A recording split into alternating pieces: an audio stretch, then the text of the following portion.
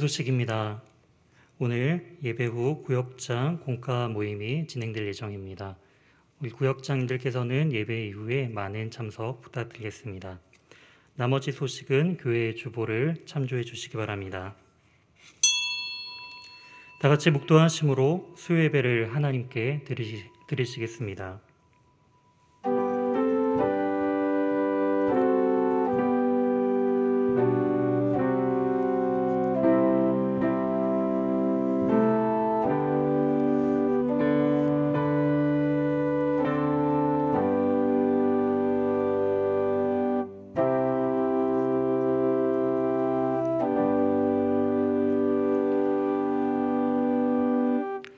거룩하고 자비로우신 하나님 아버지, 주의 은혜로 우리가 함께 수예배 가운데 모이게 하심을 참으로 감사드립니다. 하나님, 오늘 예배를 통하여서 하나님의 그 영광을 온전히 누리며 진정한 평화와 영화 가운데 우리를 부르신 주님의 그 부르심을 온전히 믿고 따름으로 나아가는 귀한 우리 연희교회 모든 성도님들 될 수 있도록 인도하여 주시옵소서. 이 모든 말씀 살아계신 예수 그리스도의 이름으로 기원하옵나이다. 아멘. 찬송가 88장 내 진정 사모하는 함께 찬송하신 후에 송영빈 권사님 우리를 대표해 기도해 주시겠습니다.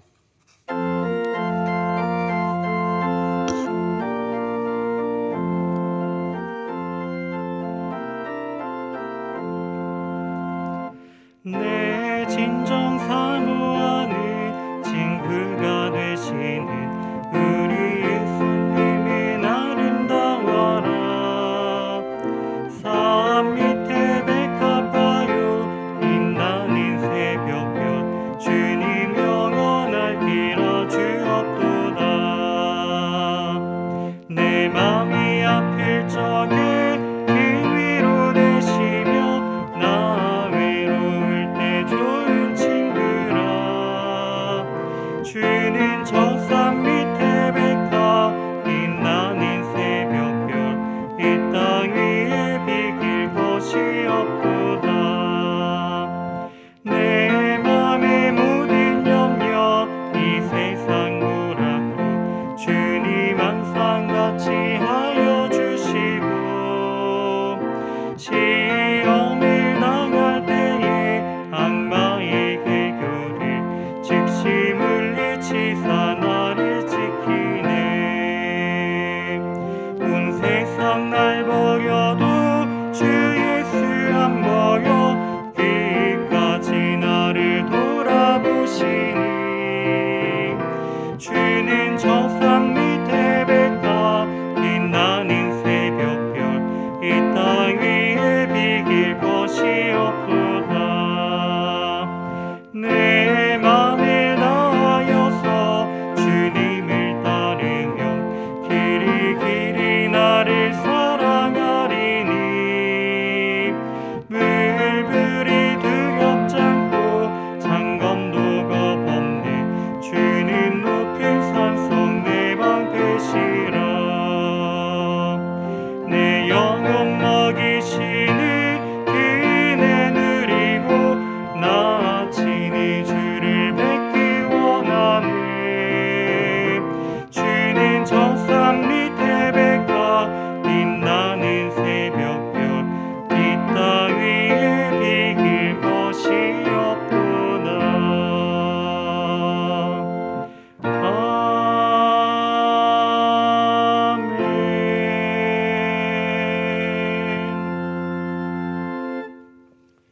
기도드리겠습니다. 전능하신 하나님, 은혜를 감사합니다. 오늘 하루도 허락하시고 수요 예배로 인도하심을 감사합니다. 하나님, 말씀대로 살기를 원하지만 가끔 넘어질 때가 있습니다. 우리의 연약함을 용서하여 주시고 긍휼히 여겨 주시옵소서. 우리를 늘 사랑하여 주시고 인도하여 주시는 아버지, 환경이 바뀌고 어려움에 처해 있지만 평강을 주시고 희락할 수 있음이 감사합니다. 고난 중에도 기도하며 즐거울 때에 찬송하며 늘 주님을 기억할 수 있게 하심이 또한 감사합니다. 하나님, 교회를 위해서 기도합니다. 하나님의 사랑으로 모든 것들이 회복되고 기쁨이 넘치는 교회, 여러 가지 모양으로 하나님이 기뻐하시는 교회 되기를 기도합니다. 하나님, 담임 목사님을 위해서 기도합니다. 성령으로 충만케 하여 주시고 거룩한 말씀 위에 바로 서게 하시며 주의 말씀 안에서 늘 기뻐하는 주의 종이 되게 하여 주시옵소서. 아울러 부목사님, 전도사님, 귀한 사역을 잘 감당할 수 있도록 지혜를 주시고 능력을 덧입혀 주시며 하나님이 기뻐하시는 아름다운 주의 종들이 되게 하여 주시옵소서. 하나님, 명절을 앞두고 있습니다. 가족들이 서로 만나 기쁨을 누리며 그리스도의 향기가 숨쉬는 귀한 만남 되게 하여 주시옵소서.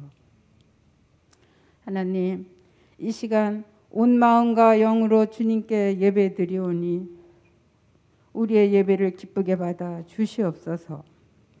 말씀을 통하여서 하나님의 자녀인 것을 깊이 알게 하시고 어떻게 믿음 생활을 해야 될까 하는 생각을 하며 결단하는 시간 되게 하시며 또한 자녀됨이 감사하여 늘 은혜롭고 충만한 삶 되게 하여 주시옵소서.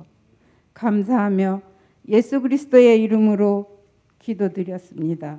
아멘.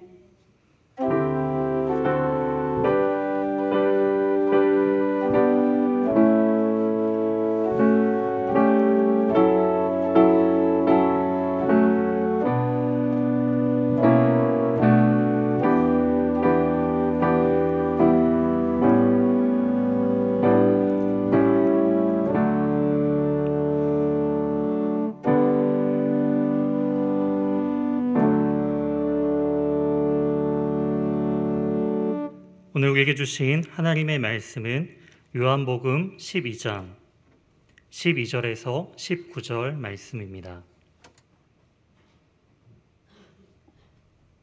요한복음 12장 12절에서 19절 말씀입니다. 신약성경 167면에 있습니다.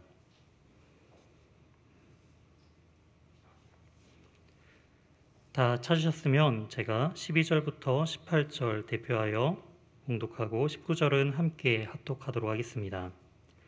그 이튿날에는 명절에 온 큰 무리가 예수께서 예루살렘으로 오신다는 것을 듣고 종려나무 가지를 가지고 맞으러 나가 외치되 호산나 찬송하리로다 주의 이름으로 오시느니 곧 이스라엘의 왕이시여 하더라. 예수는 한 어린 나귀를 보고 타시니 이는 기록된 바 시온에 따라 두려워하지 말라. 보라 너의 왕이 나귀 새끼를 타고 오신다 함과 같더라. 제자들은 처음에 이 일을 깨닫지 못하였다가 예수께서 영광을 얻으신 후에야 이것이 예수께 대하여 기록된 것임과 사람들이 예수께 이같이 한 것임이 생각났더라. 나사로를 무덤에서 불러내어 죽은 자 가운데서 살리실 때에 함께 있던 무리가 증언한지라. 이에 무리가 예수를 맞음은 이 표적 행하심을 들었음이로라. 함께 읽도록 하겠습니다. 바리새인들이 서로 말하되 볼지어다 너희 하는 일이 쓸데없다. 보라 온 세상이 그를 따르는도다 하니라. 아멘. 오늘 본문을 중심으로 인자가 영광을 얻을 때라는 제목으로 하나님의 말씀 증거하도록 하겠습니다. 우리 성도님들의 삶은 평안하신가요? 그리고 우리가 살고 있는 우리 사회는 평안한 사회인가요? 우리가 살아가는 이 사회는 빚을 지지 않고는 살기가 참 힘든 사회인 것 같습니다.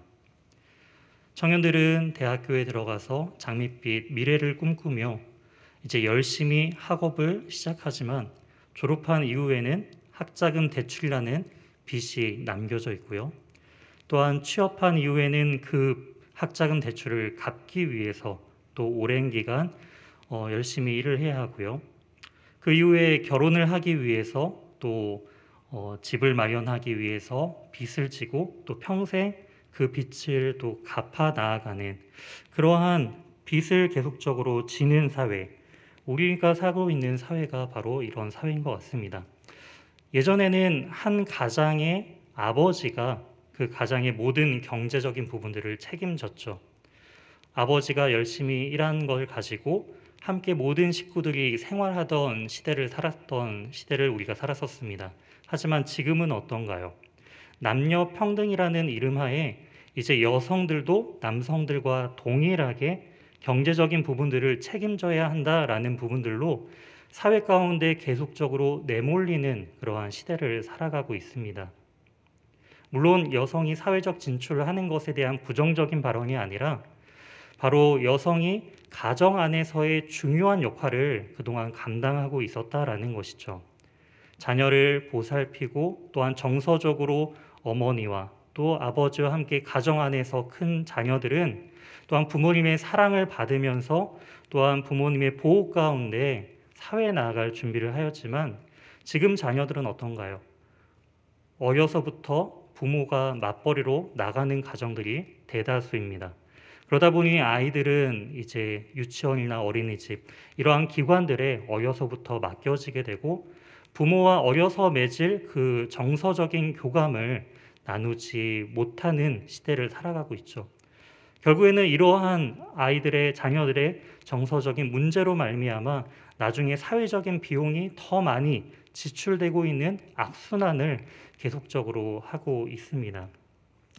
이처럼 부모가 가정 안에서 아이를 키우고 교육하며 신앙을 전수하던 그 성경적인 가정의 모습들이 요즘 사회는 많이 이 가치관들이 달라졌다라는 것을 우리는 알 수가 있습니다. 그렇다면 예수님이 사시던 그 당시의 사회 모습은 과연 어떠했을까요? 당시 예수님이 계셨던 그 사회는 로마가 다스리고 있었던 통치했던 사회를 주님께서는 살아가고 계셨습니다. 팍스 로마라고 불리면서 로마의 평화가 지배하던 시대였죠. 이 시대는요, 로마의 강력한 그 제국의 힘 아래 복종할 때만 비로소 얻어질 수 있는 평화였습니다. 특별히 세금에 대한 부분들을 로마 정부가 강조를 하였기 때문에 만약에 세금에 대한 문제를 온전히 내지 않는다라고 한다면 다른 여러 가지 자유를 주었다 할지라도 이 세금에 대해서는 강력하게 제재를 하는 것이 로마 정부였죠. 이처럼 영원할 것만 같았던 이 로마 제국도 더 큰 힘 앞에 무너지는 그러한 모습들을 우리는 역사를 통해 알 수 있습니다. 그렇다면 예수님께서 말씀하시고 전하시던 그 하나님의 나라는 과연 어떠한 나라일까요? 주님께서 그토록 원하시고 가르치셨던 하나님 나라의 그 복음은 무엇인지 오늘 이 말씀을 통해서 주님의 참된 그 하나님의 나라를 이루시기 위한 평화와 또한 하나님께 영광 돌리는 예수님의 모습을 통해 이 시대를 살아가는 우리 성도의 삶은 어떠해야 하는지, 무엇을 추구해야 하는지를 오늘 말씀을 통해 함께 나누길 소망합니다. 오늘 본문 12절은 이튿날에라는 이제 연결사로 시작하는 것을 볼 수가 있는데요. 이튿날에는 명절에 온 큰 무리가 예수께서 예루살렘으로 오신다는 것을 듣고라고 시작하고 있습니다. 바로 전날에 있었던 사건을 강조하면서 연결선상에 있다라는 것을 알 수가 있습니다. 이것은 요한복음 12장 1절부터 11절까지의 그 내용을 강조하고 있는 것인데요. 그 내용은 바로 예수님께서 나사로 집, 베다니에 있는 나사로 집에 머물러 계실 때에 마리아가 예수님의 몸에 향유를 붓고 자신의 머리카락으로 예수님의 발을 닦았던 그 사건 다음 날에 있었던 일을 의미하고 있습니다. 그리고 나서 명절이라고 이제 표현을 하고 있는데요. 유대인들의 지키는 3대 명절 중에 여기서 등장하는 명절은 유월절을 의미하고 있습니다. 예수님께서는 공생의 기간 중 세 번에 걸친 유월절 명절을 지키시는 것을 이 요한복음을 통해서 알 수가 있는데요. 주님께서는 이 근거를 통해서 이 요한복음을 근거로 해서 예수님의 공생애가 약 3년 6개월이다라는 그런 부분들을 학자들이 이 요한복음을 통해서 또한 추정하고 있습니다. 이제 예수님은 이 마지막 세 번째 유월절을 지키심을 통해서 이제 예수님의 사역의 절정을 향해서 지금 나아가고 계시는 과정 가운데 있다라는 것을 우리는 알 수가 있는데요. 이 유월절 명절에는 우리가 추석에 이제 부모님을 뵙기 위하여 각 지역에 흩어졌던 자녀들이 부모님을 만나기 위해서 함께 모이는 것처럼 유월절에도 각 지역에 흩어 살던 유대인들이 이 유월절 명절이 되면은 예루살렘 성, 즉 예루살렘 성 안에 있는 성전에 하나님께 예배드리고 제사드리기 위하여서 함께 모이는 것을 알 수가 있습니다. 평소에 예루살렘 성 안에는 약 6만여 명의 인구가 평소에는 살지만 학자들은 이 유월절 시기가 되면은 약 20에서 30만 명의 인구가 아마 이동을 하면서 그 성전을 순례했을 것이다 라고 파악하고 있습니다. 이처럼 유월절을 지키기 위하여 각 지역에서 모인 그 수많은 무리들이 어떠한 소식을 듣느냐, 바로 예수님께서 예루살렘으로 지금 오신다라는 소식을 듣게 된 것입니다. 당시 예루살렘 종교 지도자들은요, 예수님을 잡기 위해 혈안이 되어 있었죠. 그리고 예수님을 따르는 무리들이 있다면 이 유대 사회에서 출교시키게 하겠다라는 그렇게 강력한 제재를 또한 예수님과 예수님을 따르는 무리들에게 가하고 있었던 그런 배경들을 우리는 이해해 볼 필요가 있습니다. 이처럼 그러한 이유로 예수님께서 예루살렘에서 2km에서 3km밖에 떨어지지 않은 아주 가까운 지역이었던 베다니에 가셔서 나사로를 살리러 가실 때에 그때 도마는 무엇이라고 고백하고 있죠? 주와 함께 죽으러 가자라고 이렇게 고백할 정도로 예수님을 따른다라는 것은 굉장히 그 당시에 목숨을 걸어야만 했던, 그리고 공동체에서 쫓김을, 출교를 당할 정도의 그런 커다란 종교적인 핍박을 당할 수 있었음을 우리는 알 수가 있습니다. 이처럼 이제 예루살렘에 모였던 그 수많은 무리들은 과연 예수님께 어떻게 반응할까요? 제자들처럼 목숨을 걸고 주님을 쫓으려는 자들이 많을까요? 아니면 그 예루살렘의 종교 지도자들의 그러한 핍박을 견디지 못하고 주님을 핍박하고 잡는데 더 애를 쓸까요? 13절 말씀을 이어서 보도록 하겠습니다. 종려나무 가지를 가지고 맞으러 나가 외치되 호산나 찬송하리로다. 주의 이름으로 오시는 이 곧 이스라엘의 왕이시여 하더라. 사람들의 반응은 의외로 예수님을 지금 환영하고 있습니다. 배척하는 것이 아니라 열렬하게 환영하고 있어요. 이것은 아마도 그 예수님의 수많은 이적들을 경험하고 들었던 그 군중들이 그러한 간절한 기대감을 가지고 그 종교적인 핍박보다는 더욱더 주님께 기대할 것들이 더 컸다라는 것을 우리는 알 수가 있습니다. 이처럼 사람들의 반응은 너무나 의외였죠. 종려나무 가지를 가지고 예수님의 예루살렘 입성을 지금 극렬하게 환호하고 맞이하고 있었다라는 것입니다. 종려나무 가지는요, 율법상 이 유월절이 아닌 초막절과 관련 있는 이러한 식물입니다. 하지만 기원전 164년 마카베오 가문이 그 성전을 다시금 빼앗겼던 성전을 탈취하면서 다시금 유다가 잠시 독립을 맞이했던 그런 시기가 짧게 있었습니다. 그 시기에 사람들은 이 유다의 독립과 성전을 다시금 이방 민족에서 다시금 찾아왔다라는 그 기쁨을 가지고 종려나무 가지를 흔들었던 역사적인 배경을 가지고 있습니다. 즉, 이 종려나무 흔드는 행위는요, 민족적인 해방을 또한 상징하고 있다라는 것이죠. 또한 사람들이 외쳤던 이 호산나의 뜻도 우리가 주목해 볼 필요가 있습니다. 호산이라는 뜻은요, 구원하다라는 뜻을 가지고 있습니다. 그리고 이어서 호산나의 나는 제발이라는 또한 뜻을 가지고 있다라는 것이죠. 그래서 호산나라는 뜻은 제발 우리를 구원하소서라는 뜻을 가지고 있죠. 민족적인 구원을 상징하는 이 종려나무를 흔들며 제발 우리를 구원해 주십시오라고 간절하게 외치고 있었다라는 것입니다.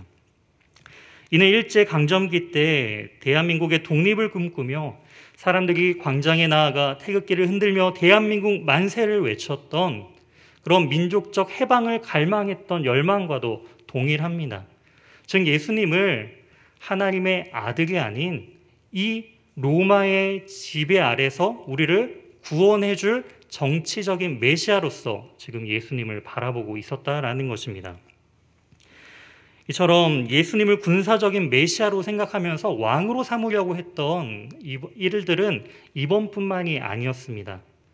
요한복음 6장에서는 바로 오병이어 사건 때 예수님께 모였던 수많은 군중을 불쌍히 여기시면서 그들의 먹을 것을 주님께서는 채워주셨죠.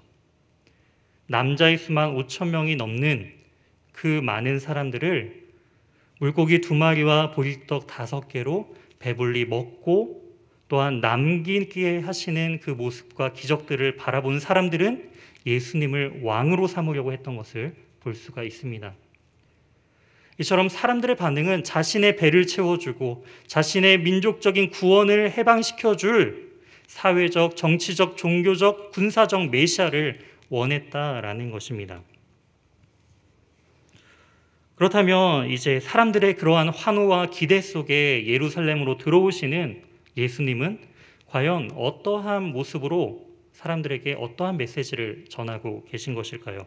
14절과 15절 말씀입니다. 예수는 한 어린 나귀를 보고 타시니 이는 기록된 바 시온 따라 두려워하지 말라 보라 너의 왕이 나귀 새끼를 타고 오신다 함과 같더라.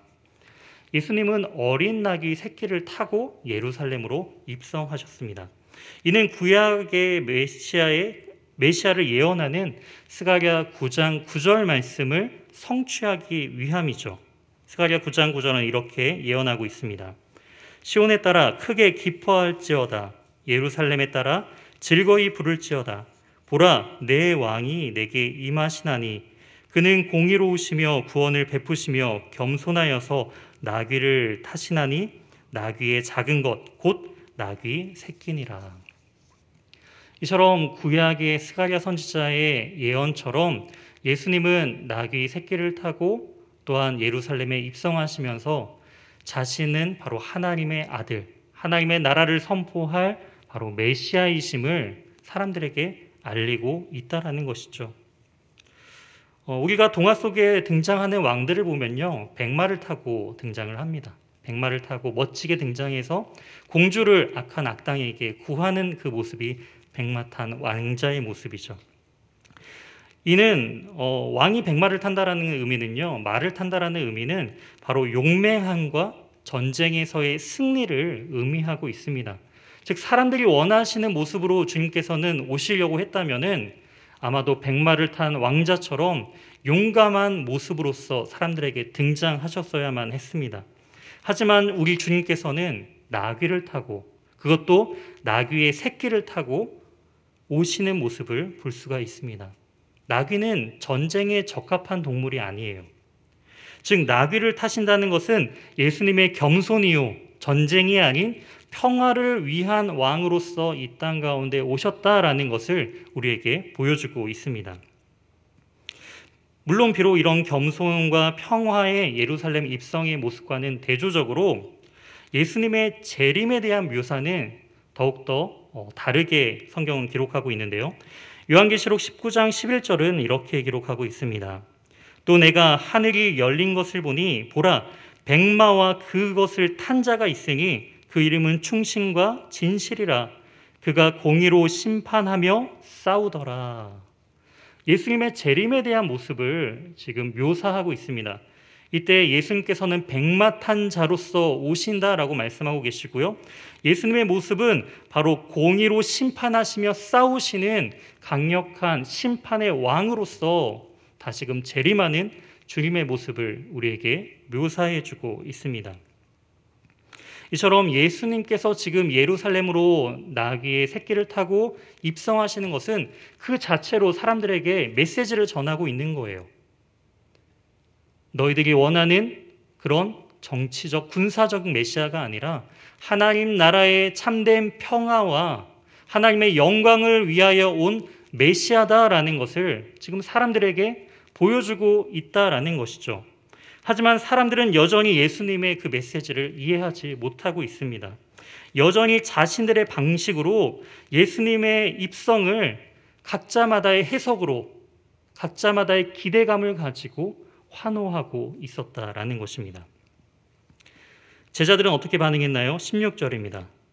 제자들은 처음에 이 일을 깨닫지 못하였다가 예수께서 영광을 얻으신 후에야 이것이 예수께 대하여 기록된 것임과 사람들이 예수께 이와 같이 한 것임이 생각났더라.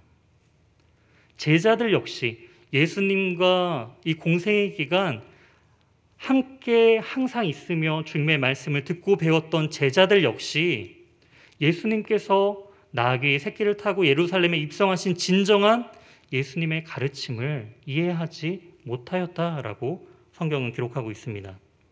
또한 무리들은 어떻게 반응하고 있나요? 17절과 18절입니다.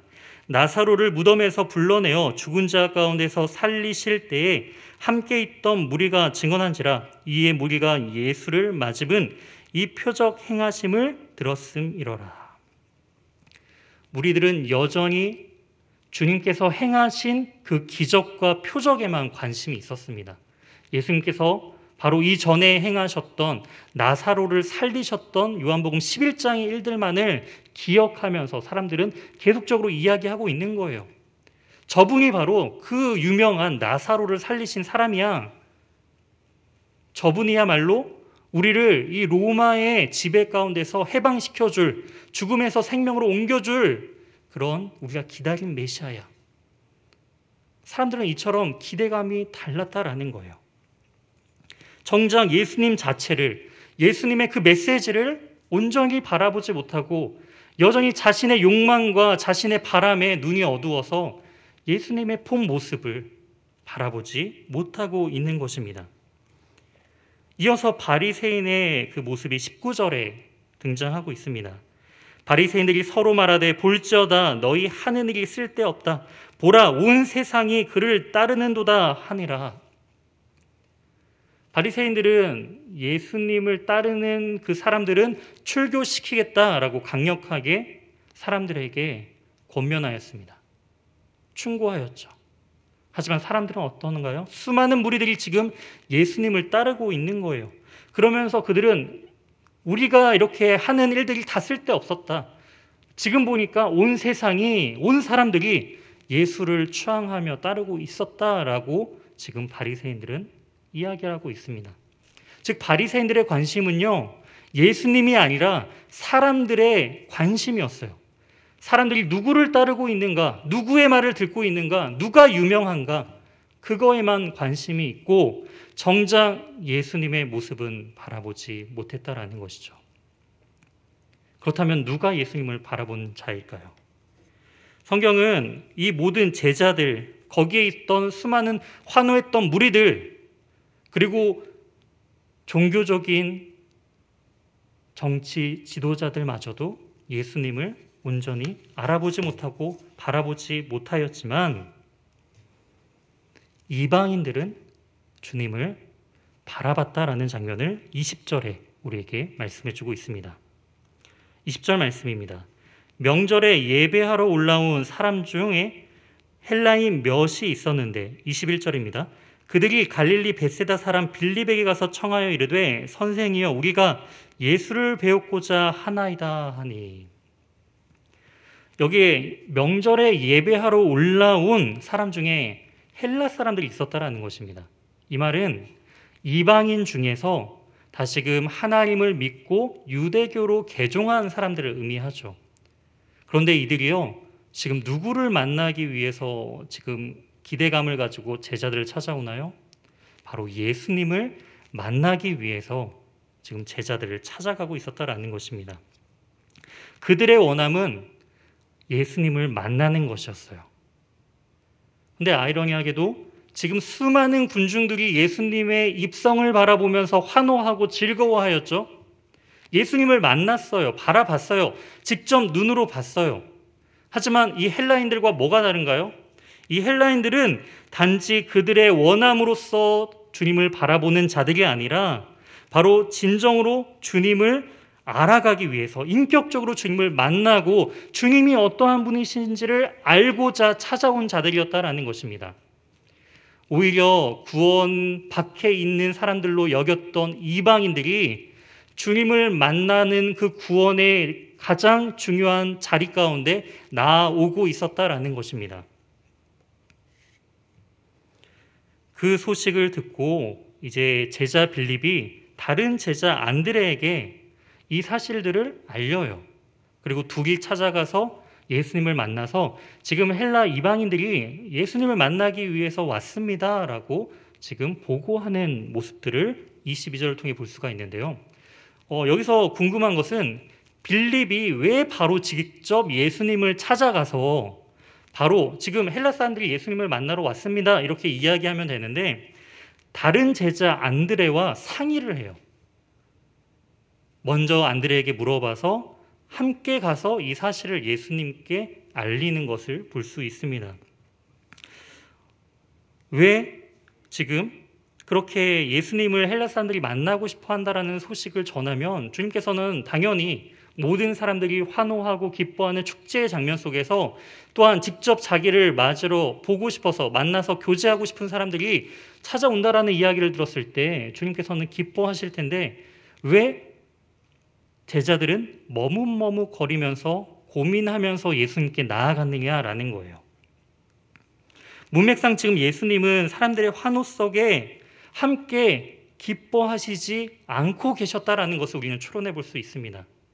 그렇기 때문에 제자들은 지금 침울한 가운데 깊은 고민 가운데 잠겨있는 예수님의 모습을 보면서 사람들은 너무나 축제 가운데 축복 가운데 있지만 그 주님은 그렇지 않은 가운데 제자들은 다가가기가 불편했던 거예요.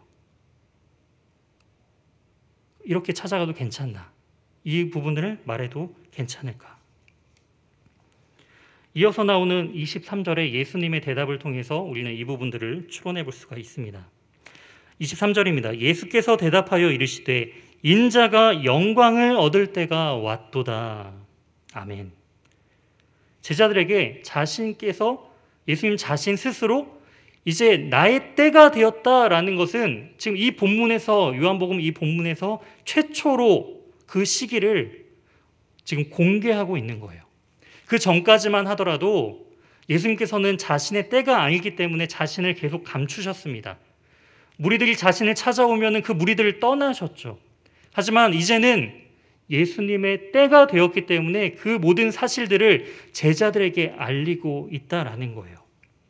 그렇다면 예수님의 그 영광의 때는 언제일까요? 지금 사람들에게 환호받고 있는 이 순간 아닐까요? 사람들이 종려나무 가지를 흔들며 호산나 제발 우리를 구원하소서 외치면서 당시 황제가 왔을 때보다도 더 큰 환호와 기쁨으로 예수님을 맞이하며 사람들이 기뻐하는 그 순간 영광의 때 아닌가요? 주님이 영광 받으신 때 아닌가요?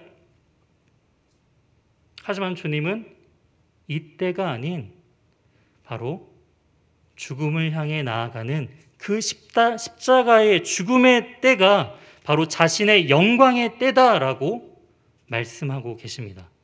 사람들의 환호가 아닌 그 십자가를 지는 것이 영광의 때다라고 말씀해 주고 계신 거예요. 24절 말씀입니다. 내가 진실로 진실로 너희에게 이르노니 한 알의 밀당이 떨어져 죽지 아니하면 한 알 그대로 있고 죽으면 많은 열매를 맺느니라. 주님께서는 죽음에 대한 역설을 우리에게 말씀해 주고 계십니다.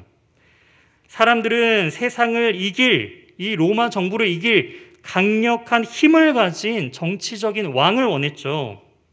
하지만 주님은 그 왕으로서 세상을 군림하시는 것이 아니라 평화의 왕으로서 진정한 평화를 주시기 위하여 자신은 한 알의 밀알처럼 십자가에서 죽는 그 죽음의 길을 택하셨다라는 것입니다. 바로 인자가 영광을 얻을 때란 바로 예수 그리스도의 십자가의 죽으심을 지금 의미하고 있었다라는 거예요. 그러니까 주님은 사람들이 열광하지만 그 열광 가운데 함께 참여할 수가 없는 거예요. 주님의 죽음의 역사를 통해 우리는 이것을 기억해야 합니다. 우리 역시도 죽음에 대한 역사를 기억해야 한다라는 것이죠.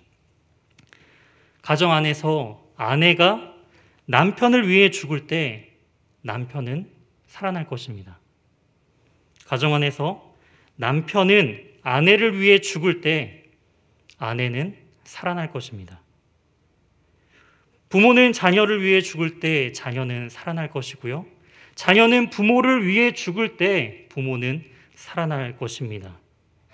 이처럼 예수 그리스도께서 십자가에 달려 죽으실 때 성도는 살아날 것입니다. 우리는 누구나 영광받기를 원하죠. 섬김의 자리, 살리기 위한 자리, 죽으러 가는 자리에는 우리는 함께 가지 않습니다. 가기를 꺼려하죠. 지난 8월 27일 아프가니스탄 카불 공항에 폭탄 테러가 일어났습니다.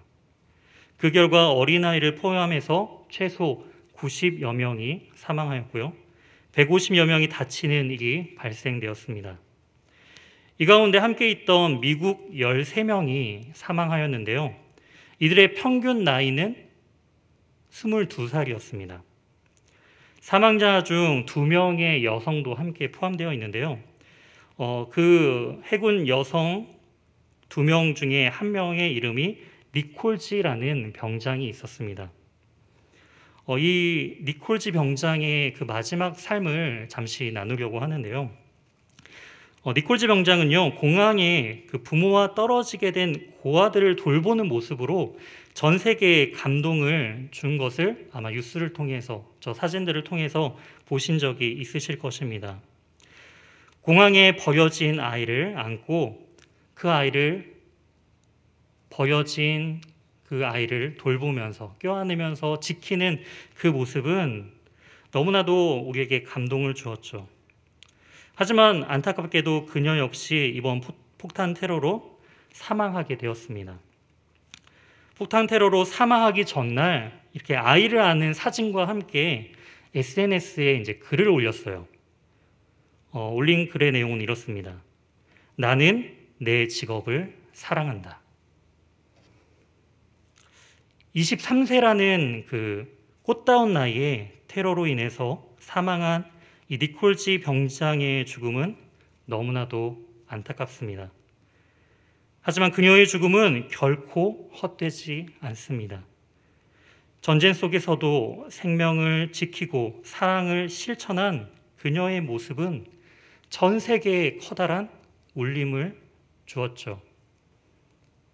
전쟁의 참혹함 속에서도 사랑의 따뜻함이 남겨져 있음을 자신의 생명을 바쳐서 보여주고 증거했다라는 것입니다.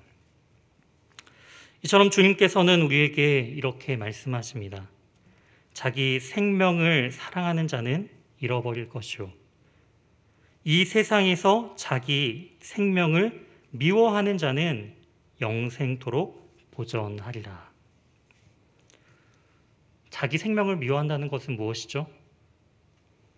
그냥 나의 생명이 하찮은 것으로 여기면서 그냥 막 사는 것이 나의 생명을 미워하는 것일까요? 그렇지 않습니다. 주님께서는 그 한 생명의 소중함을 아셨기 때문에 천하보다 귀한 한 영혼을 향해 죽는 것이 영광의 자리라 여기시며 그 길을 걸어 나가셨다라는 거예요. 그렇기 때문에 우리가 우리 자신의 생명을 미워한다라는 의미는요, 바로 자기 자신을 부인하여 날마다 자기 십자가를 지고 살아가는 인생을 의미하고 있습니다. 26절에 주님은 이렇게 말씀하십니다. 사람이 나를 섬기려면 나를 따르라. 나 있는 곳에 나를 섬기는 자도 거기 있으리니 사람이 나를 섬기면 내 아버지께서 그를 귀히 여기시리라. 이처럼 주님께서 원하시는 인생의 모습은 무엇인가요?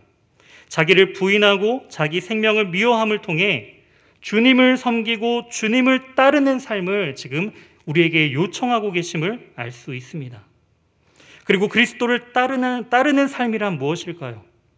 주님은 자신을 따르는 제자의 그 모습이 어떠해야 하는지 우리에게 말씀해 주고 계십니다. 마태복음 10장 38절에 또 자기 십자가를 지고 나를 따르지 않는 자도 내게 합당하지 아니하리라. 마가복음 8장 34절에 무리와 제자들을 불러 이르시되 누구든지 나를 따라오려거든 자기를 부인하고 자기 십자가를 지고 나를 따를 것이니라. 자기 십자가를 지고 주님을 따르는 인생, 그것이 바로 주님의 제자된 우리의 모습이어야 한다라는 것입니다. 우리의 모습은 지금 어떠하신가요? 우리는 우리 자신을 날마다 부인하며 우리 안에 살아계신 주님을 온전히 드러내고 살리기 위해 나는 날마다 죽는 삶을 살고 계신가요? 우리 안에 더럽고 죄악됨이 너무나 많은데 어떻게 우리는 예수님을 따르는 삶을 살 수 있는 것일까요? 우리 자신을 바라보니까, 내 자신을 바라보니까 해답이 없죠. 그럴 만한 삶을 살 수가 없는 인생들이에요. 그런데 왜 주님께서는 우리가 할 수 없는 그러한 부분들을 우리에게 요청하시며 자기의 십자가를 지는 삶을 살아가며 주님을 쫓으라 말씀하신 것일까요? 질문에 대한 답은요, 바로 이어서 나오는 본문을 통해 주님께서는 우리에게 말씀해 주고 계십니다. 27절부터 29절 말씀 우리 함께 한 목소리로 읽도록 하겠습니다. 지금 내 마음이 괴로우니 무슨 말을 하리요? 아버지여 나를 구원하여 이 때를 면하게 하여 주옵소서. 그러나 내가 이를 위하여 이때에 왔나이다. 아버지여 아버지의 이름을 영광스럽게 하옵소서 하시니 이에 하늘에서 소리가 나서 이르되 내가 이미 영광스럽게 또다시 영광스럽게 하리라 하시니 곁에 서서 들은 무리는 천둥이 울었다고도 하며 또 어떤 이들은 천사가 그에게 말하였다고도 하니. 아멘. 지금 예수님께서는 하나님의 영광을 바라보시며 십자가의 길로 걸어가십니다. 그 길을 걸어가실 때 주님의 마음은 어땠을까요? 꼭 소풍을 기다리는 어린아이의 마음처럼 설레고 기다리는 마음으로 빨리 그날이 왔으면 그런 준비된 마음으로 기쁨으로 그날을 기다리고 있었을까요? 오늘 본문을 보면은 주님께서는 그 마음이 심히 괴로워하고 계심을 알 수가 있습니다. 가능하면은 이 길을 안 갔으면 좋겠다라는 것이 지금 예수님의 마음이다라는 거예요. 너무나 고통스럽고 고난의 길이었다라는 것입니다. 주님은 그 길이 너무나 처절한 것을 알기 때문에 사람들이 그렇게 환호하였지만 주님은 그 환호에 기쁨으로 답을 할 수 없었던 거예요. 왜냐하면 주님이 가는 그 영광의 길은 사람들이 원하는 박수 받는 자리가 아니라 죽음의 십자가의 길이었기 때문이죠. 그렇다면 주님께서는 이러한 이렇게 울부짖음 가운데 고통과 고난 속에서도 어떻게 그 길을 걸어가실 수 있었느냐라는 거예요. 바로 주님의 기도에 그 해답이 담겨져 있습니다. 주님은 기도하면서 자신의 상황을 주님 앞에, 하나님 앞에 아뢰는 거예요. 나의 연약한 심령과 나의 부족함을 그대로 알리는 거예요. 그것이 바로 기도의 시작입니다. 우리의 연약함들, 우리의 부족함들, 하나님 앞에서의 그런 삶을 살지 못하는 우리의 모습들을 솔직히 고백하는 그 기도의 시작을 우리는 해야 된다는 것이죠. 그리고 그러한 부르짖음 속에서 주님께서는 진정으로 추구해야 할 것이 무엇인지를 명확하게 알고 계셨어요. 아무리 이것이 고난이고 힘든 길이라 할지라도 가장 우선시 되어야 하는 것은 28절에 나와 있는 것처럼 아버지의 이름을 영광스럽게 하는 것이기 때문이었습니다. 나는 너무나 괴롭고 절망이라 할지라도 하나님 아버지께서 그토록 간절히 원하시고 그 길이 하나님 아버지의 영광을 위하여 가는 길이기 때문에 주님께서는 그 길을 묵묵히 걸어가신 거예요. 한계 가운데 기도함을 통하여서 하나님께 매달리면서 그 길을 끝까지 붙들고 가셨다라는 것입니다. 우리도 기도하며 나가야 돼요. 하나님의 영광을 위하여서 우리는 기도해야 해요. 기도할 때 우리는 하나님, 내 계획이 여기 있습니다. 내 계획을 이루어 주세요가 아니라 기도함을 통하여서 하나님의 계획에 우리가 이제 그 하나님의 계획이 나의 계획, 나의 비전, 나의 소망이 되었습니다라는 고백으로 나아가는 것이 우리의 기도의 목적이다라는 것입니다. 성도는 하나님의 영광을 위해 살아가는 존재다라는 것을 우리는 기억해야 합니다. 그리고 하나님의 영광을 추구하는 삶을 위하여 우리는 날마다 죽는 인생을 살아야 된다라는 거예요. 내 안에 내가 죽을 때 내 안에 그리스도께서 살아나실 것입니다. 믿으십니까? 우리는 그것을 소망하며 살아야 한다라는 것입니다. 예루살렘에 입성하신 예수님의 모습 가운데 사람들은 저마다 종려나무 가지를 흔들며 예수님의 오심을 환호하였습니다.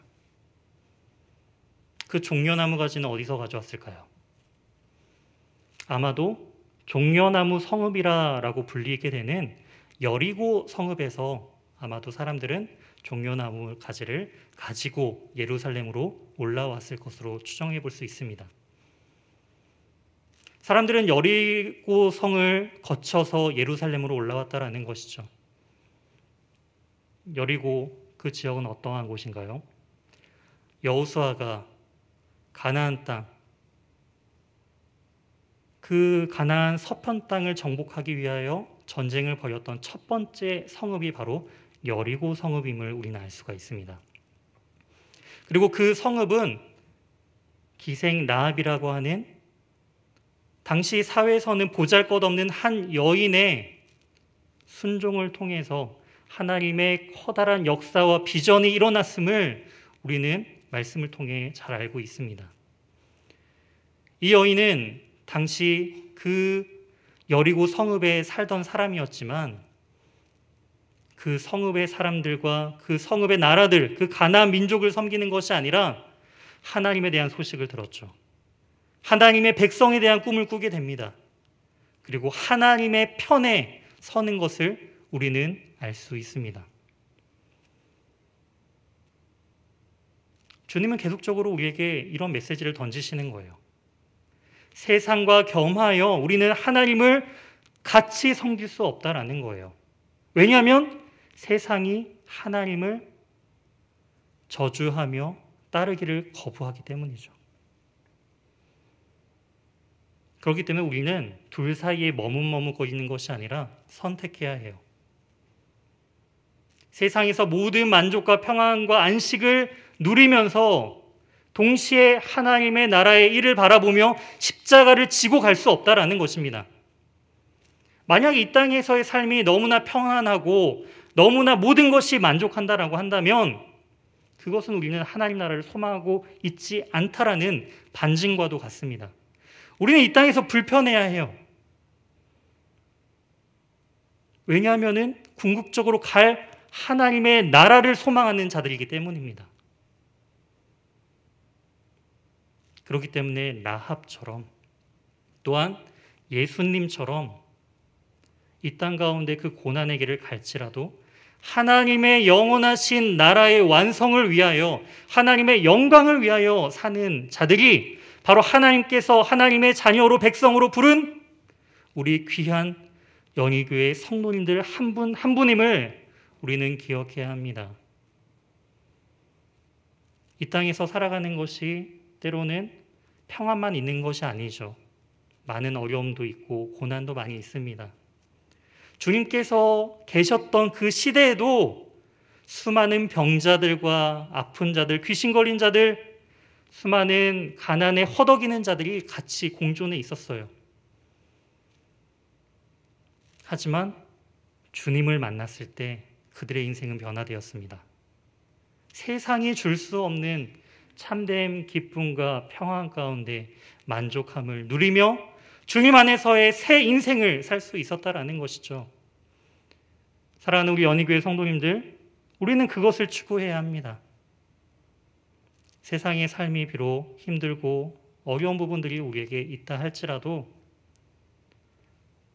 백마타고 영원한 심판의 자리 가운데 우리에게 다시 오실 그 주님의 재림과 우리가 영원히 거할 그 하나님의 나라를 소망하며 이 땅 가운데서 하나님의 영광을 위해 기도하는 우리 사랑하는 연희교회 모든 성도님들 되시길 주님의 이름으로 소망합니다.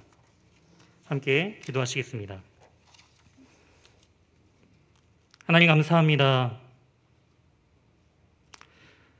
하나님의 그 십자가의 길을 걸어가시는 그 고난의 길과 그 여정 가운데 제자들과 무리들은 오해하고 환호하며 호산나 외치며 박수치며 찬양하였습니다.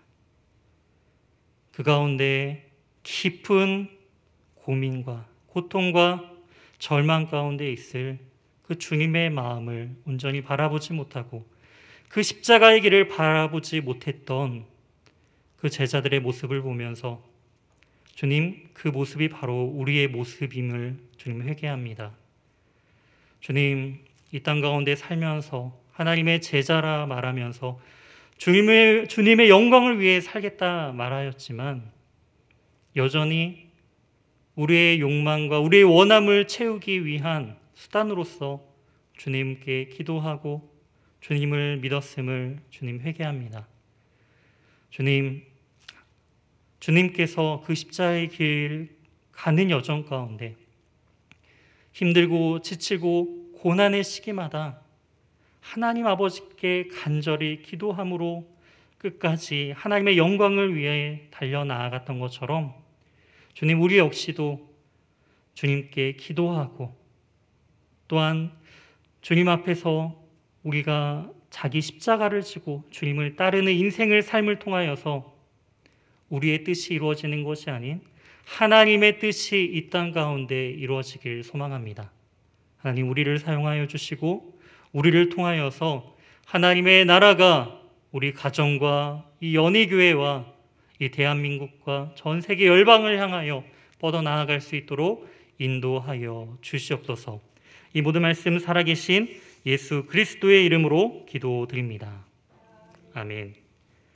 찬송가 259장 예수 십자가의 흘린 피로써 찬송하신 후에 주기도문으로 수예배를 마치도록 하겠습니다.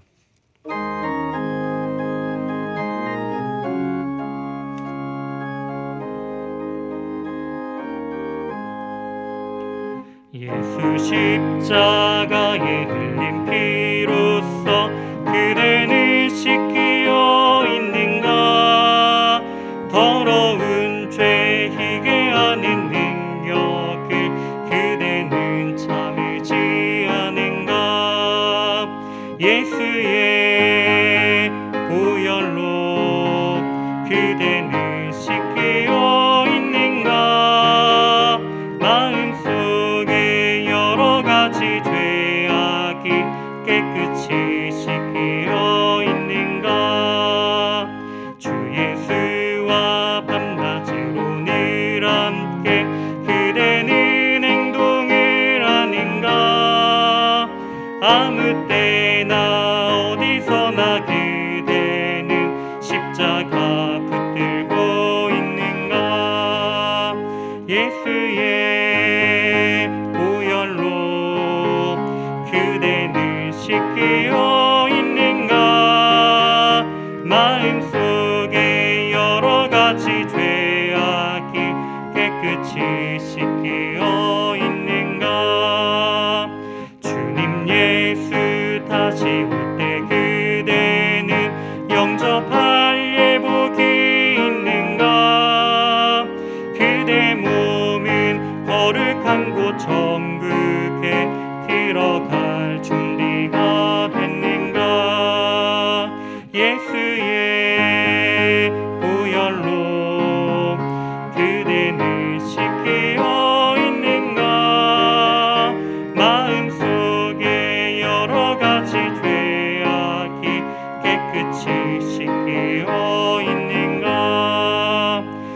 모든 죄에 더러워진 예복을 주 앞에 지금 다 벗어서 샘물같이 솟아나는 보혈로 눈보다 더 희게 씻으라.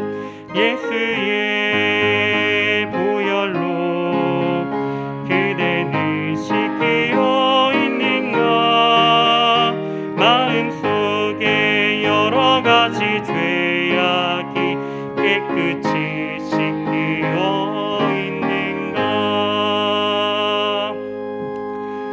하늘에 계신 우리 아버지여, 이름이 거룩히 여김을 받으시오며 나라에 임하옵시며 뜻이 하늘에서 이룬 것 같이 땅에서도 이루어지이다. 오늘날 우리에게 일용할 양식을 주옵시고 우리가 우리에게 죄 지은 자를 사하여 준 것 같이 우리 죄를 사하여 주옵시고 우리를 시험에 들게 하지 마옵시고 다만 악에서 구하옵소서. 대개 나라와 권세와 영광이 아버지께 영원히 있사옵나이다. 아멘.